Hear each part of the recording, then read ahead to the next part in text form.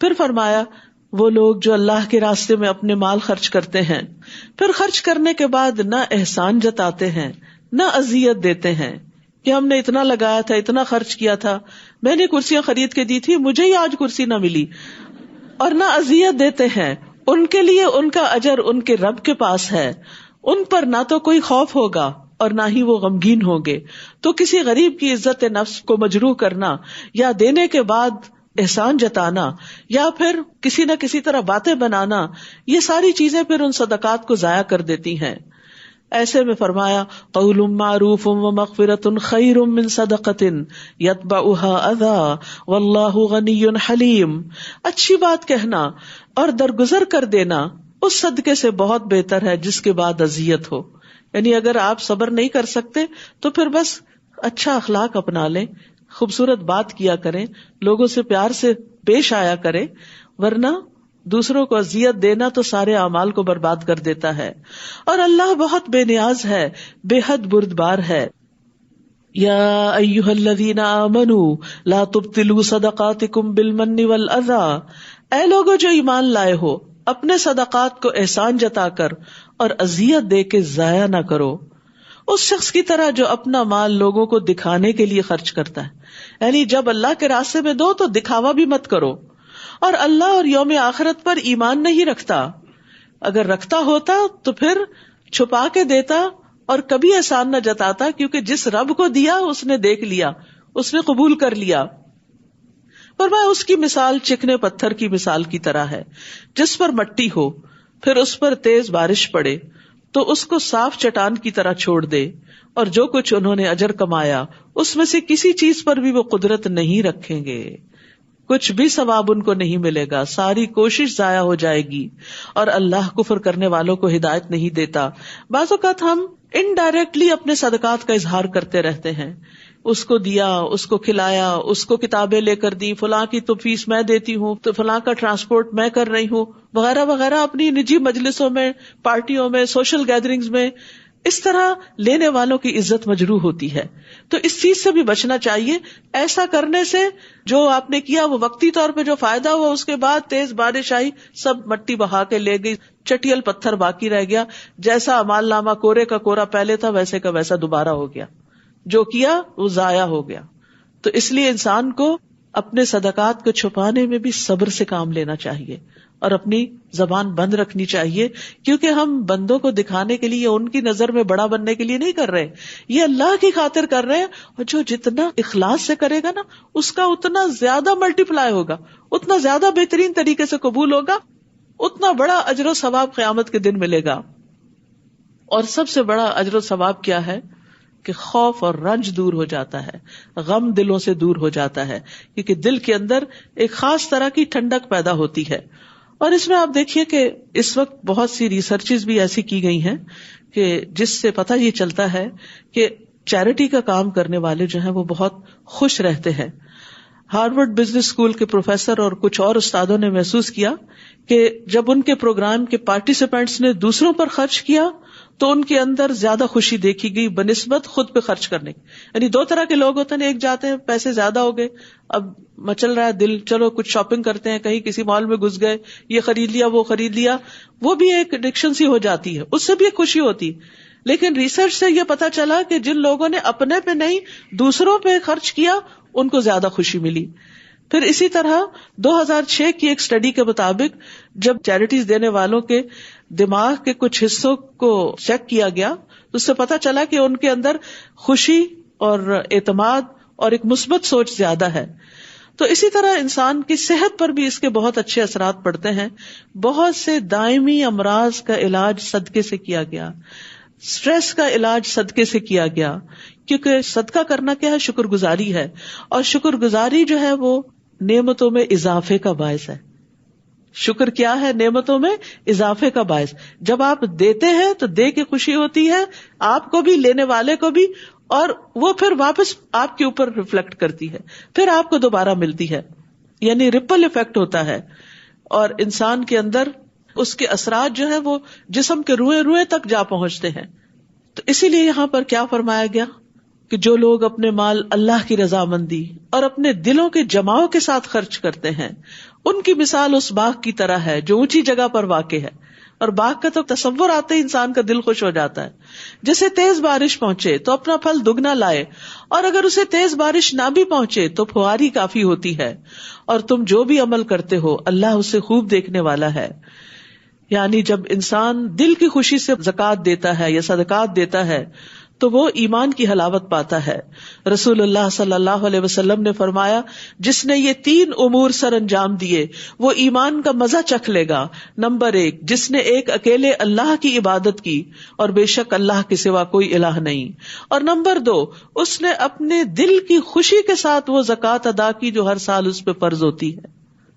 Number 3، نیز زکوٰۃ میں بہت بوڑھا، بیمار، مریض اور گھٹیا جانور نہیں دیا، لیکن اپنے مال سے معتدل اور متوسط چیز دی، کیونکہ اللہ نے تم سے نہ بہت بہتر چیز کا مطالبہ کیا اور نہ تمہیں گھٹیا چیز دینے کا حکم دیا.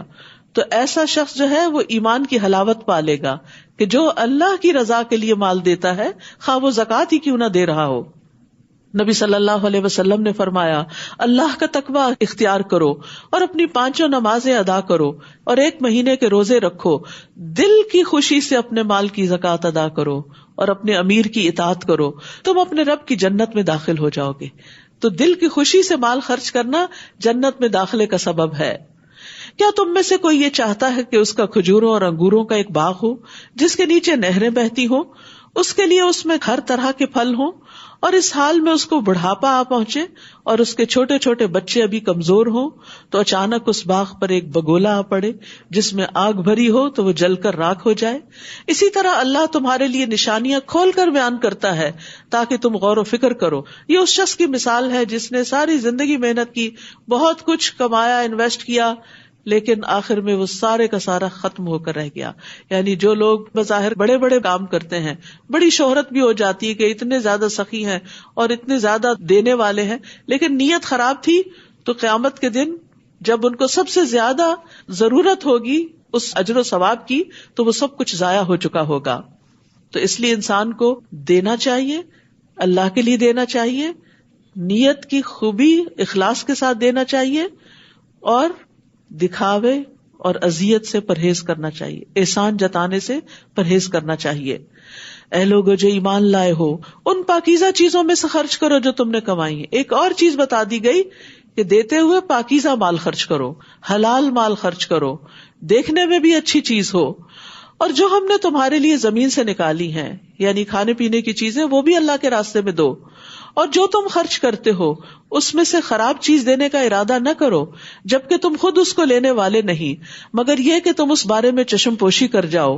اور جان لو کہ بے شک اللہ بہت بے نیاز ہے، بہت تعریف والا ہے. شیطان تمہیں محتاجی سے ڈراتا ہے کہ تمہارا کیا بنے گا اگر تم نے دوسروں پہ خرچ کر دیا، اور بے حیائی یعنی بخل کا حکم دیتا ہے. اور اللہ تم سے اپنی بخشش اور فضل کا وعدہ کرتا ہے، اور اللہ وسعت والا ہے، خوب جاننے والا ہے. یؤتی الحکمت من یشاء ومن یؤت الحکمت فقد اوتی خیرا کثیرا وما یذکر الا اولو الالباب. وہ جس کو چاہتا ہے حکمت عطا کرتا ہے، اور جس کو حکمت عطا کی گئی تو یقیناً اسے بہت زیادہ خیر سے نوازا گیا، اور نصیحت تو وہی قبول کرتے ہیں جو عقل والے ہیں. حکمت کیا چیز ہے؟ جو مل جائے تو خیر کثیر مل گئی. ابن عباس کہتے ہیں اس سے مراد قرآن میں سمجھ بوجھ ہے، بہت بڑی دولت ہے یہ. پھر دین کا علم ہے، نبوت بھی اس سے مراد لی گئی، اللہ کی خشیت کہ جس کو اللہ کا خوف لگ جائے، درست بات تک جا پہنچنا. پھر اسی طرح عقل اور سمجھ، دین و دنیا کی اصلاح، یہ سب چیزیں وہ ہیں کہ جو حکمت سے تعلق رکھتی ہیں. کیونکہ جب انسان کے اندر عقل اور بصیرت آ جاتی ہے، حکمت آ جاتی ہے، اور ساتھ مال بھی مل جاتا ہے، تو پھر اس کو یہ سمجھ آ جاتی ہے کہ آخرت کے اعتبار سے بہترین انویسٹمنٹ کیا ہے، مجھے کہاں خرچ کرنا چاہیے، کس کو دینا چاہیے، کس جگہ لگانا چاہیے. پھر وہ یہ نہیں دیکھتا کہ مجھے دنیاوی اعتبار سے کہاں سے تعریف ملے گی، اکنالجمنٹ ملے گی، رسید ملے گی، کیا ملے گا. نہیں، وہ یہ دیکھتا ہے کہ مجھے کہاں سے آخرت کا اجر زیادہ ملے گا، میرا صدقہ کہاں زیادہ ملٹی پلائی ہوگا. اسی طرح یہ صرف صدقے کے بارے میں نہیں، حکمت کا تعلق تو پوری زندگی سے ہے.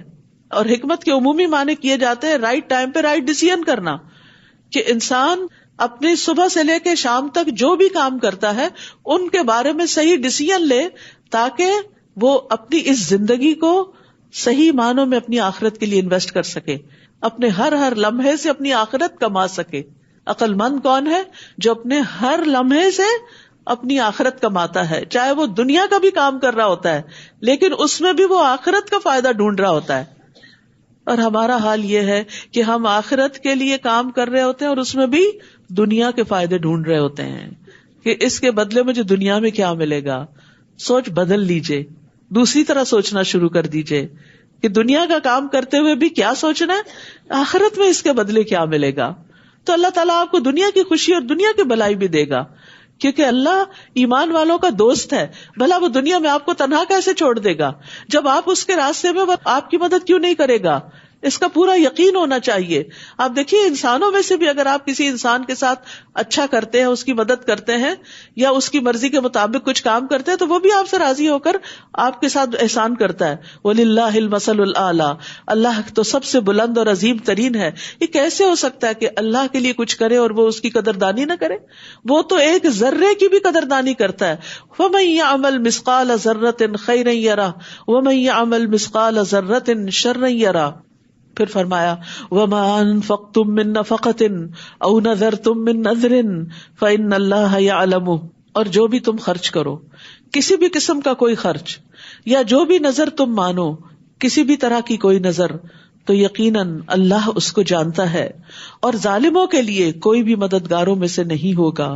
یعنی کسی لمحے کہیں آپ کارڈ سوائپ کرتے ہیں صدقہ کرنے کے لیے، کسی لمحے چھپا کے کچھ کسی ڈبے میں ڈالتے ہیں، کسی کی مٹھی میں کچھ دیتے ہیں، کچھ بھی کرتے ہیں، اس کو فوراً پتہ چل جاتا، وہاں فوراً حاضری لگ جاتی ہے کہ اس بندے نے یہ کام کر لیا.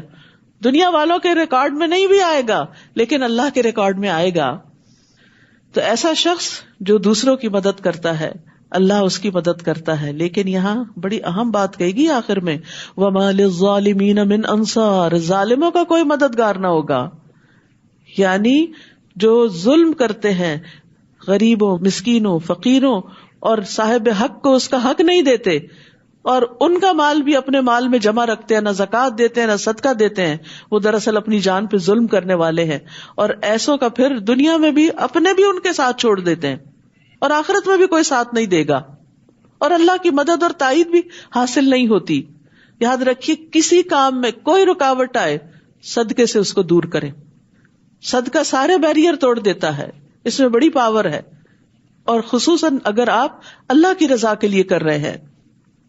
ان تبدوا الصدقات فنعما ہی، اگر تم صدقات کو ظاہر کرو تو وہ کیا ہی اچھا ہے. یعنی بعض اوقات بتا کے دینے سے بھی بڑا فائدہ ہوتا ہے، اوروں کو موٹیویشن ہو جاتی ہے. اور اگر تم انہیں چھپاؤ اور فقراء کو دو، یعنی اگر پرسنلی دے رہے ہو کسی یتیم، مسکین، غریب کو، تو پھر خفیہ صدقہ کرو، کیونکہ عزت نفس مجروح ہوتی ہے. اور اگر تم چھپاؤ صدقے کو اور فقراء کو دو تو وہ تمہارے لیے زیادہ بہتر ہے. اور ویسے بھی خفیہ صدقہ جو ہے وہ ظاہری صدقے سے افضل ہوتا ہے، اور اس کے بدلے وہ تم سے تمہاری برائیوں کو دور کر دے گا.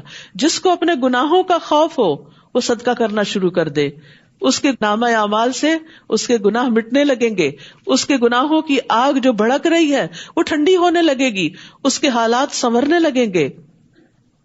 اور جو بھی تم عمل کرتے ہو اللہ اس سے خوب باخبر ہے، اللہ کو سب پتہ چل جاتا ہے.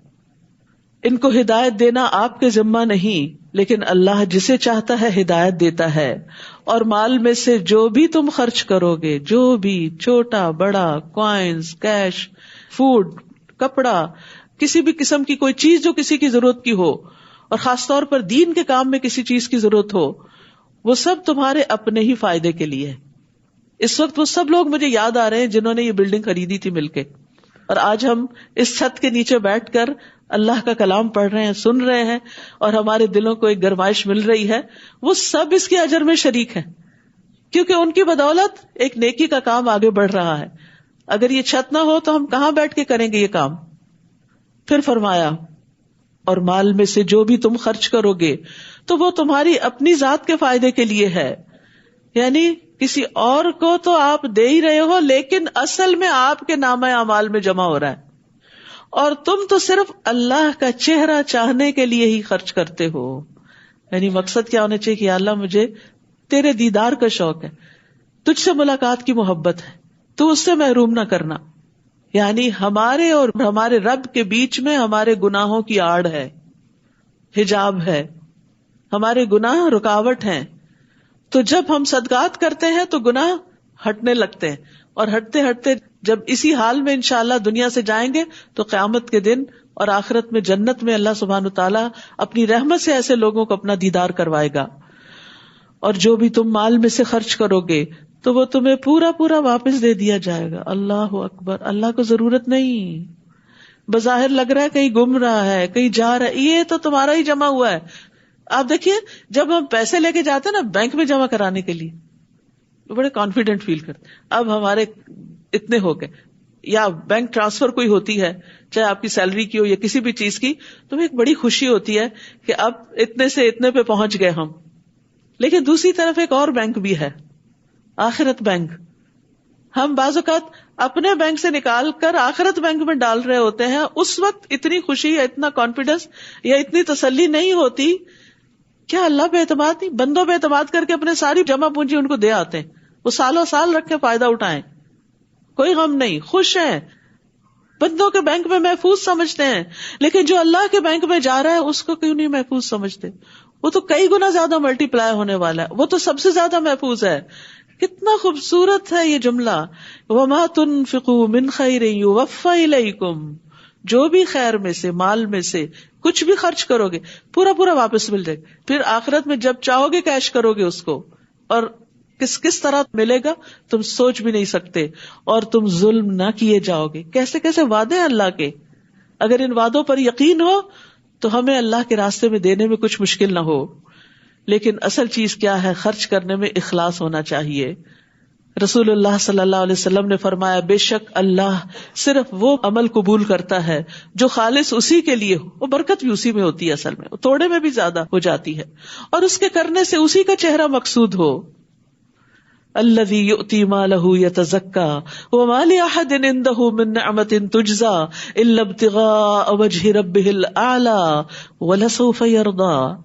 جو اپنا مال اس لیے دیتا ہے کہ گناہوں سے پاک ہو جائے، غلطیوں سے پاک ہو جائے، حالانکہ اس کے ہاں کسی کا کوئی احسان نہیں، وہ احسان کے بدلے کے طور پہ نہیں دے رہا کہ اس کا بدلہ دیا جائے، مگر وہ تو صرف اپنے اس رب کا چہرہ طلب کرنے کے لیے دیتا ہے جو سب سے بلند ہے، اور یقیناً ان قریب وہ ضرور راضی ہو جائے گا. یعنی دینے والوں سے اللہ راضی ہو جائے گا. ہم سب چاہتے ہیں اللہ ہم سے راضی ہو جائے، تو اس کا طریقہ بتا دیا گیا کہ وہ کیسے راضی ہوتا ہے.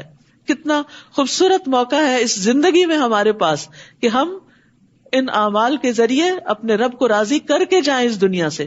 کیونکہ جو چھوڑ کے جائیں گے اس سے تو انسان بھی راضی نہیں ہوتے، وہ بھی آپس میں لڑتے جھگڑتے رہتے ہیں.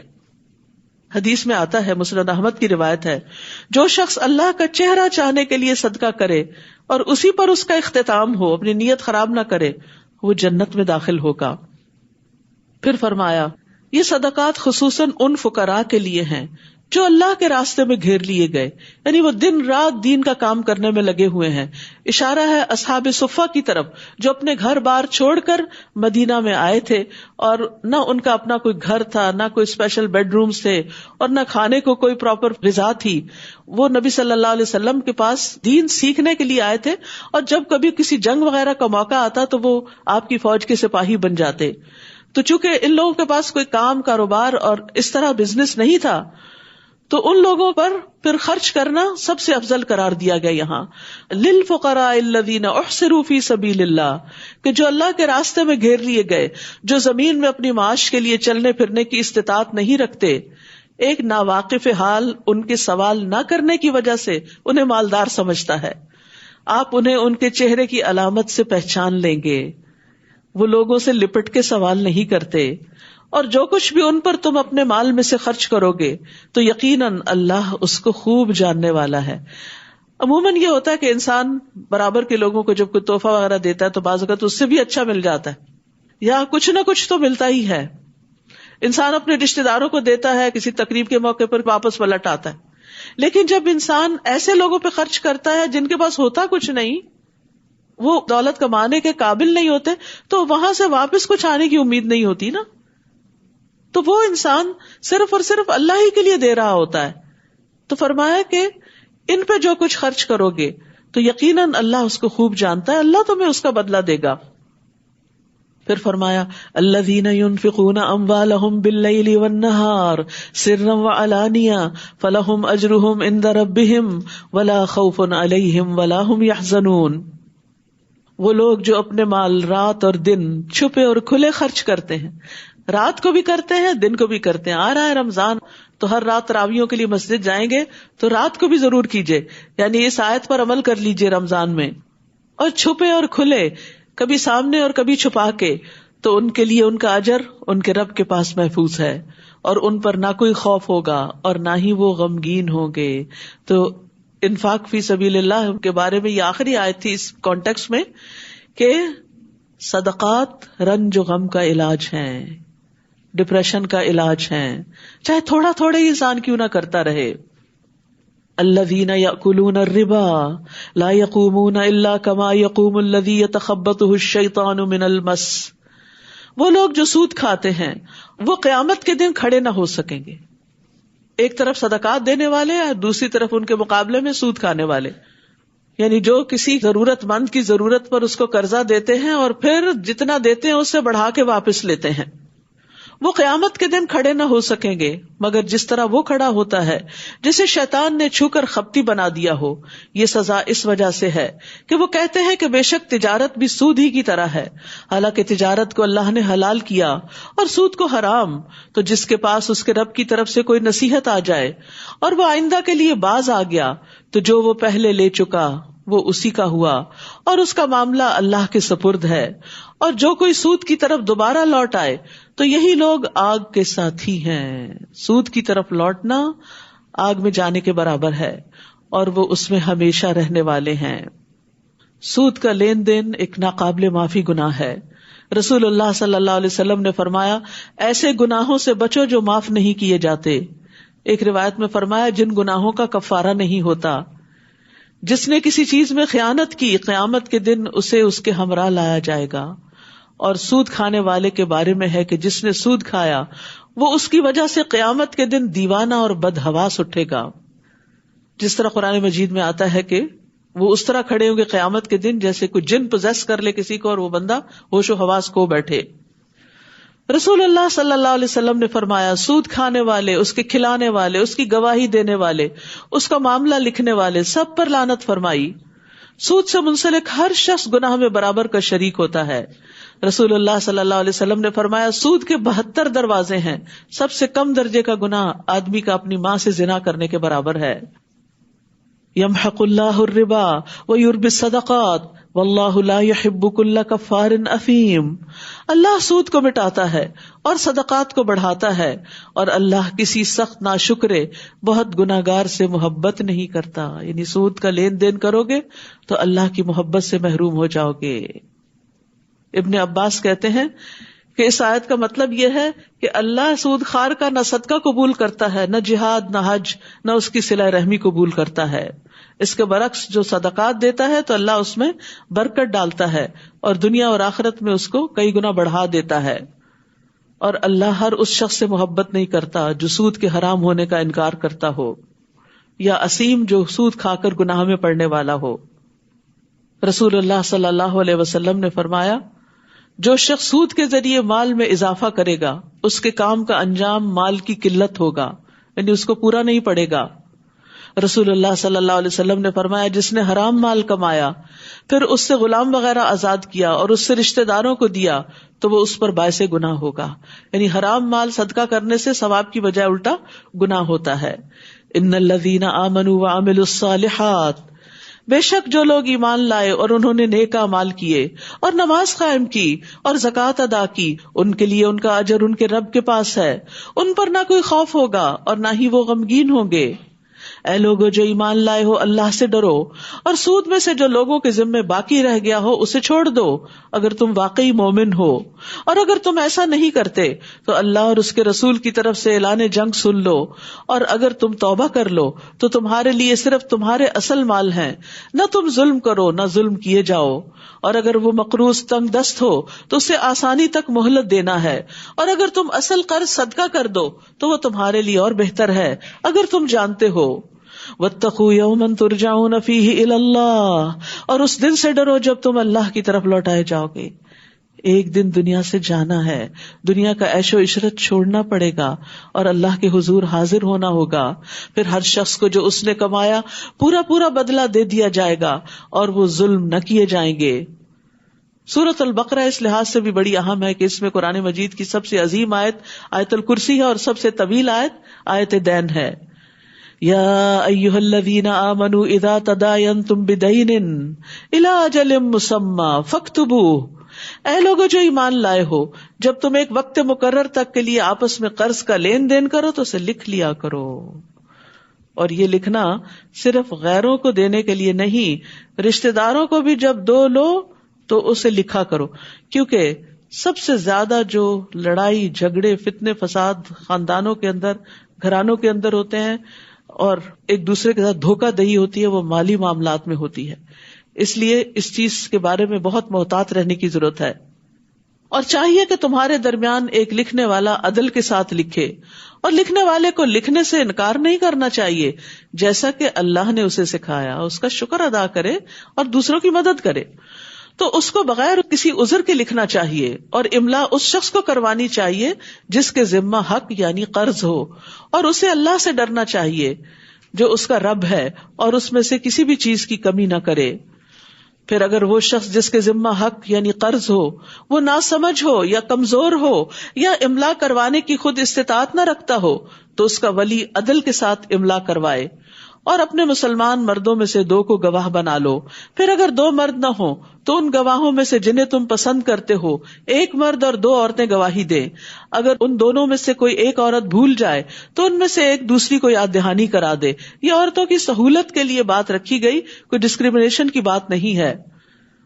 اور گواہ جب گواہی دینے کے لیے بلائے جائیں تو وہ انکار نہ کریں، اور قرض چھوٹا ہو یا بڑا اس کے مقرر وقت تک کے لیے اس کی دستاویز لکھنے میں تم سستی نہ کرو، لکھت پڑھت کرو، ورنہ جھگڑے ہوں گے، فساد ہوں گے، خون ریزیاں ہوں گی، قطع تعلقی ہوگی، زندگی جہنم بن جائے گی، کیونکہ اللہ کے حکم کی نافرمانی جو کی دنیا میں بھی خسارہ ہوگا، اور پھر اس کے نتیجے میں جو گناہ کرو گے اس میں بھی پکڑ ہوگی۔ آپ دیکھیے کہ اس وقت کہتے نہیں اپنی گھر کی بات ہے، پھر کیا ہوا، آپ تو اپنے ہی ہیں، لے جائیے، آپ کی زبان پہ یہ اعتبار ہے، ایسی باتیں کر کے اس وقت بہت خوش کر دیتے ہیں دوسروں کو، لیکن پھر کیا کرتے ہیں، پھر جب لینے کی باری آتی ہے دوسرا مکر جاتا ہے یا پھر فوت ہو جاتا ہے اور اس کے وارث دینے کا نام نہیں لیتے، تو پھر اصل صورت سامنے آتی ہے، وہ ساری خوش اخلاقی دھری کی دھری رہ جاتی ہے اور لوگ انتہائی بد اخلاقی اور بدتمیزی پر اتر آتے ہیں اور ایک دوسرے کو ذلیل کر کے رکھ دیتے ہیں، جو کہ مسلمان کی شایان شان نہیں۔ یہ لکھنا اللہ کے نزدیک زیادہ انصاف والا ہے، یعنی اللہ کو پسند ہے یہ لکھنا، اور گواہی دینے کے لیے زیادہ درست ہے اور زیادہ قریب ہے کہ تم فریقین شک میں نہ پڑو، کیونکہ بعض اوقات فگرز مکس اپ ہو جاتے ہیں۔ مگر یہ کہ نقد تجارت ہو، یعنی پیسے دیے چیز اٹھائی، اس کو نہیں بھی لکھے کوئی بات نہیں، لیکن اب تو اس کو بھی لکھا جاتا ہے، رسیٹ دی جاتی ہے آپ کو کہ اگر آپ نے واپس کرنا ہو یا کوئی بھی کمی بیشی ہو یا اس کی جمع تفریق میں کچھ حساب کتاب میں فرق ہو تو شک دور ہو جائے۔ مگر یہ کہ نقد تجارت ہو جس کا تم آپس میں لین دین کرتے ہو تو تم پر کچھ گناہ نہیں کہ تم اس کو نہ لکھو، اور جب تم باہم خرید و فروخت کرو تو احتیاطاً گواہ مقرر کر لیا کرو، جیسے بڑے سودے ہوتے ہیں، زمینوں کے سودے، مکانوں کے سودے، یعنی جو بڑے بڑے کانٹریکٹس ہوتے ہیں، اور دستاویز لکھنے والے اور گواہی دینے والے کو نقصان نہ پہنچایا جائے، اور اگر تم ایسا کرو گے تو یقیناً یہ تمہاری سخت نافرمانی ہوگی، اور اللہ سے ڈرو، اور اللہ تمہیں سکھا رہا ہے، یہ اللہ کی دی ہوئی تعلیم ہے، اور اللہ ہر چیز کو خوب جاننے والا ہے، لہذا اللہ کی اس تعلیم سے فائدہ اٹھا کر اپنی زندگی کو خوشگوار بنائیے، مالی معاملات میں ان احکامات کی پابندی کیجیے۔ اور یہاں پر خاص طور پر تقویٰ کا پھر ذکر ہوا کہ جو تقویٰ کرتا ہے اللہ کا، اللہ تعالیٰ اس کو سکھا بھی دیتا ہے، اس کے معاملات آسان ہوتے ہیں، تقویٰ سے فرقان ملتا ہے.